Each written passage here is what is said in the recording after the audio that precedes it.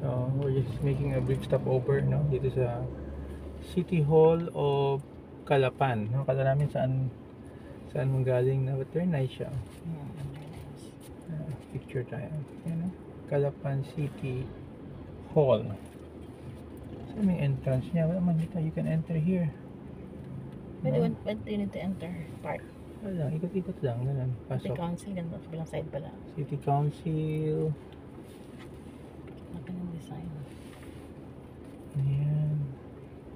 So this is City Hall of brief stopover tayo. Hindi mo ba? Yeah. Ikot lang tayo. Dito lang pala siya. Going out of Calapan.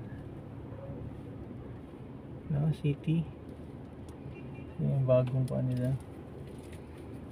Ikot-ikot tayo di here. Okay. This is yun. Then we're going out. No? Finally. Okay. Balik lang tayo. Okay. Kuha mo, kuno mo yan, okay na? Ah, Let's go. So, Got it, we have got very it. limited time. Wala tayo dito. Meron siyang Singapore like sa Galing mo. Nasa Mayor of Calapan is, sino to? Mayor